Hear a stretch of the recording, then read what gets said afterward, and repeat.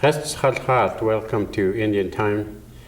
Today we have a guest that will be talking about the Tribal Preservation Office and its role here on the reservation with the tribal organization. But first I'd like to congratulate John and Agnes Peter Paul for their honor today. They're being honored this evening in Billings as Elders of the Year. I'm very pleased to announce that John left this morning. John hasn't been feeling very well health-wise, but he was bound and determined to be in Billings this afternoon. So he's on his way. I'm not sure if Agnes, his wife, made it back in time. She was in Idaho with a daughter. But I'd like to congratulate John and Agnes, who have been married over 70 years, a lot longer than a lot of people live. And they have many children and grandchildren. John is 91. He'll be 92 in January, and his wife Agnes is 90 years old. So there's a couple of ladies, or excuse me, a couple elders who have contributed so much to our Salish culture program over the years since 1975. We have received information on tribal battles, on place names, on family roles. I mean, they've given us so much over the years, and I hope that it's unfortunate that some of us couldn't be with them this evening. We all thought it was in Helena. There was some communication problems here, and we thought it was in Helena. And there was several people who were planning to go to Helena because it's just a short distance, but then we found out later it's in in Billings, so that cut some of us off. I'd like to touch up again a little bit about the fires in the local area. A lot of the fires are now getting under control, but there are still new fires being created in other places. Last night we had an opportunity as Salish Kootenai tribes to go down to Perma and honor the people, the firefighters that were down there at base camp. People from here, not only here on the reservation, the Salish Kootenai people, but we had Navajos, we had Apache, we had Zuni, we had Blackfeet, we had Fort Belknap, we had Fort Peck, I believe, Tohono O'odham. Then we had some people from Canada. It was a great little presentation last night to honor these people. We stayed there till it got too dark, and nobody would make fires so we could see, so we called it a night and came home. The fires, as I said in past, is a natural process in Mother Nature, and I'm sure that we all learn from this past fire season to work cooperatively with Mother Nature and the Creator to care for our resources. The last week, the place name of the week or of the day was Sinshuptlam. Can you remember that? Sinshuptlam, which means going back out into the clearing. This week we're talking about Sintli Oichin, which is Evro. And Sintli Oichin describes the area, the place where the two different mountain ridges come together and end, and then in the middle of this is what is called Sintli Oichin. So that's this week's place name. Remember that, and we'll be testing you at the end of the year. It also, at this time, as we all know, the season is about ready to change now from summer to fall. You can start to feel the change in the weather. And if you time of our gathering, different things has ended. our huckleberries, although our huckleberry season was cut short by the fire. It also moves on to another season. We move into another season, getting close to, getting ready for the winter months. A long time ago, a lot of our ancestors were busy gathering the food and the meat that they needed for the winter months. So we can feel that change. With that, I think I will go ahead and introduce our guest today.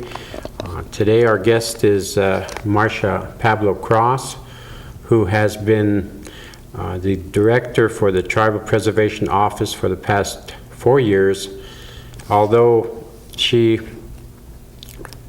is new to the program, she is not new to the reservation. We all know that she is the sister of the late chairman, Mickey Pablo.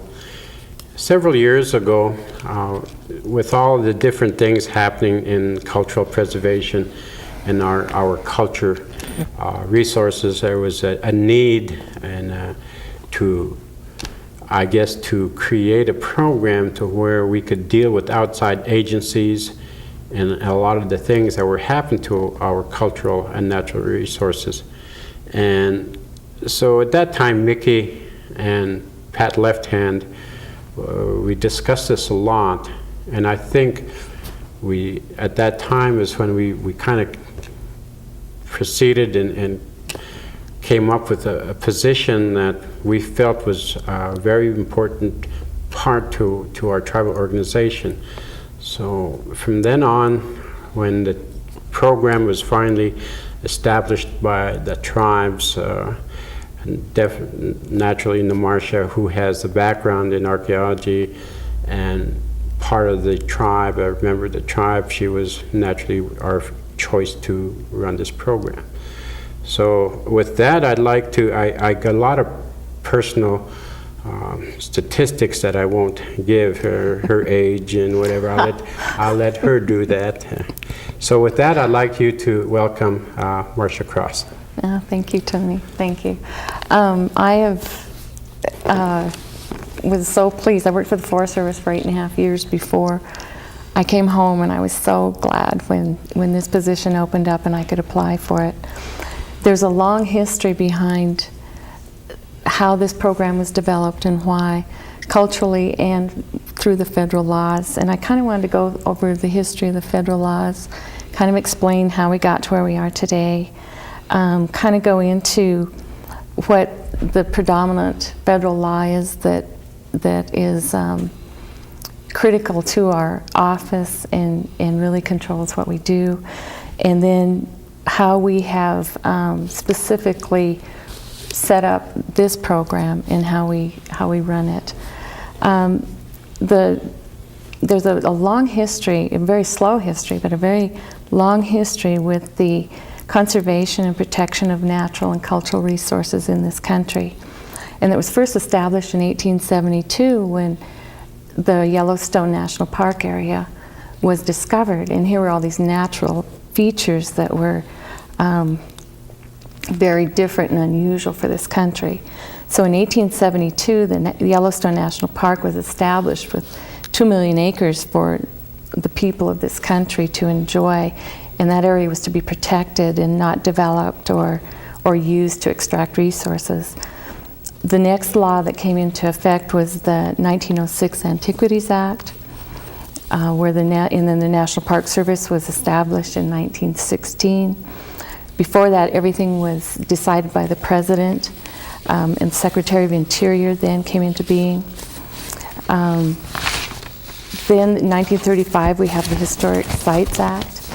And then in 1966, the National Historic Preservation Act was passed, which brought the responsibility to federal agencies that before they could expend any dollars, or if there was a federal project, or if there was a federal permit required for any undertaking for any federal agency and this included Indian lands, federal or Indian lands, then there had to be a consideration for the cultural resources that might be present within those lands. And this law gave some criteria on how to identify, how to evaluate, and then how to protect these cultural sites on federal and Indian lands. Until this time, this law was amended in 1992, the tribes didn't have a very strong voice in this arena. In 1992, amendments were passed that allowed Indian tribes to assume in what we call the State Historic Preservation Office responsibilities for all the sites within the reservation boundaries. Now the SHPOs, as we call them, State Historic Preservation Offices, each state has one to help implement and regulate and protect cultural sites. So the tribes were allowed to take this law and modify it to reflect cultural values, and that was what was so lacking in the federal arena, is the tribals, that each tribe's cultural values that are so critical to the management, the care, and protection of these sites. So when our tribal government started reviewing this law to see if we could in fact assume those responsibilities, I think they started looking at it in 1994. They had an ordinance written in 95, it's called Ordinance 95, that governs our office. It very clearly outlines and states what we are responsible for. There's also a resolution that was passed at that time. And this law we have taken and tried to mold it and modify it so that that cultural component can be added and we can approach our sites in the proper way.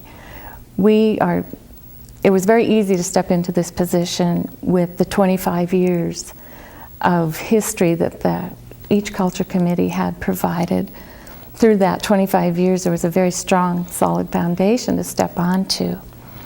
And the elders were such a critical component of those last 25 years, and they are critical today. We look to the elders for guidance in how we approach everything we do, and the culture committees. We feel that our elders are the PhDs of our culture, whereas before in the federal arena, the PhDs were the archaeologists and anthropologists. And we always felt that they had built their careers and had received their PhDs on the knowledge and on the backs of our elders, because they would come, extract that information, write a book or write a paper, and get the credit for it, where the elders were actually the ones that had that and held that knowledge for the people. We have, as we explain it, our physical sites, here's how we're different from the culture committees, and that's the first question I'm asked is, what do you do? And how is it different from what the culture committees do? And what the difference is we are responsible for those physical sites out there on the landscape, for the physical components that we I see someone signaling, so I'm distracted here.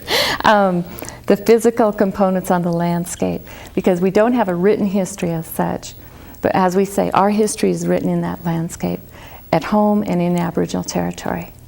And through this law, we consult with the federal agencies on all their projects in Aboriginal territory, and we have set up our program to protect, record, and document the sites on the reservation.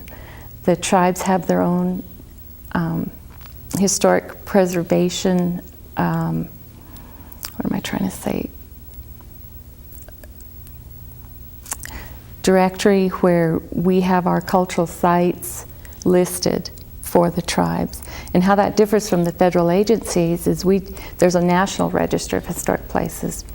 We don't always want our sites listed on the national register, because once they're listed, they become public. the information on that site form becomes public. As far as open to other archaeologists, academians that are doing any work in this field. There are sites that we consider culturally important, such as our plant gathering sites, which are not listed on the National Register, but they're listed on our register because they're very important to the people. They're very important to the culture and to us as a tribe. A lot of these, it's very difficult to separate the physical aspect and features of the site from the cultural aspect. That's why we work so closely with both culture committees, with our spiritual leaders, and with the elders. Because every site out there, physically on the landscape, has a religious or cultural component. Whether a song was given to someone generations ago, that song is handed down and is sung today and is very, very important today, just like it was years ago. It will be handed on. And it came from a specific place. It may be a Vision Quest site. It may be a camp area. It may be a plant gathering area. All these physical features on the landscape tell us who we are today. They are critically important to who we are. They are actually monuments to who we were in the past, our ancestors, and what has been handed to us. We in the present it's our watch. We're the caretakers. It's our responsibility to care for these areas so that we can hand them on and they will not be impacted, that these physical sites will still be there when generations after us need specific help or need to visit these places or are directed to visit these places. If we allow a mall or roads, ski runs, whatever, to destroy all the sites, we will end as a people. We need these sites. They are who we are. It's our relationship to this landscape that is critically important to us as a people. This area was prepared for the Confederated Salish and Kootenai people, the Pend Oreille, the Salish, the Kootenai people. All have their very special, significant places. It's our responsibility in this office to protect those places, to work with the federal agencies in Aboriginal territory when they do a project to a specific site so that that site is protected to the degree possible in the law. But we have the conflict between the way the federals apply this law and the way the tribes do, is there are 4 criterion when we evaluate a site. There's A, B, C, and D. And I won't go into each one, but A and B and C are more with the history or the structure. D is, we use D for digging, and that's where the archaeologists come in. Well, the digging component is not compatible with our cultural worldview. So we are constantly, and we're trying to change the whole approach, and we do here on the reservation, that we look to our elders for the history of that site, the place name of that site, our linguistics and our language for that area. We'll make it, we can evaluate it as eligible to our register or to the National Register, same criterion, but we don't have our emphasis on criterion D. We look for the other 3 so that we don't damage or harm our culture, our elders, our religion, our spirituality in the least way possible. The archaeologists have predominantly run this area, cultural resources management for federal agencies, so there's a very heavy emphasis on archaeology. I'm a cultural anthropologist. I couldn't quite go into archaeology. I've taken some classes, so I know the federal laws and know the whole process. But the philosophy is good to protect these areas. It's on how you do it and how you approach it, and that's what our office is about: is to try to infuse our cultural views into this process. Okay, with that, we'll take a short break and then we'll come back and we'll wrap it up.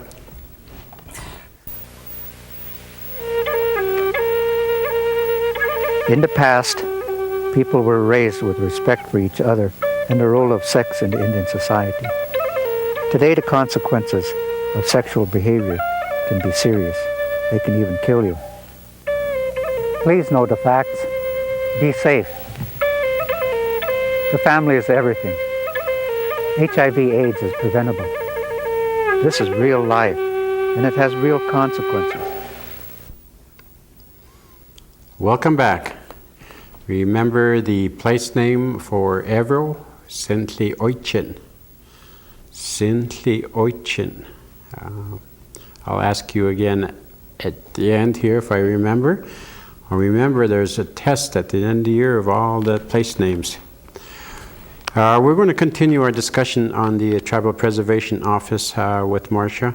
What I would like to know is who has access to all this information that you were talking about of the sites and... Okay. That's a good question. Under the National Historic Preservation Act, the information that's gathered for cultural sites is not subject to the Freedom of Information Act or FOIA. The only people that can access this information are academians, other archaeologists, people that are have the qualifications to do work in this field. Now, how we're doing it at the office, the elders are directing us on what is appropriate to share with outside agencies or the public. We have 3 levels of confidentiality. That's a really important concern for us. We have a computer system that is networked with each other, but we're not networked with the main government, and we're not networked with the internet. The elders, as they share information or guide us, have determined 3 levels of confidentiality. The first level, we'd have firewalls. We have Salish and Kootenai font on the computers. So our passwords are in Salish and Kootenai, so not anybody can just walk in and get into this information. But the first level of data would be things that maybe you and Patricia, director of the Kootenai Culture Committee, elders, probably it would be cleared through you and Patricia and the elders of who would have access to that very level 1 information. Level 2 would be for people working in this area here internally, and for internal government, for the NRD and for other projects that we're doing. The third level would be for the public and for our reports that we share with the federal agencies. How is this information stored or protected? We have, everything is going on CD-ROM. There's 2 different levels of work going on here. We have GIS, GPS, ArcView, and ArcInfo, which is the mapping part. The cultural part, the interviews with the elders, the site-specific information, place name information, stories associated with these sites are stored on a separate CD, and they're locked away in cabinets, and that's where only few people will have access. So if anyone had a request, there'd be certain people that review that information and that would prepare it, summarize it, and make sure that it was whatever appropriate level required for who was asking. So. Okay. How many people you have in your program? We are now between 20 and 22 with contracting and our tribal permanent employees. So most of your dollars come from contracting. And most all of our dollars come from contracting.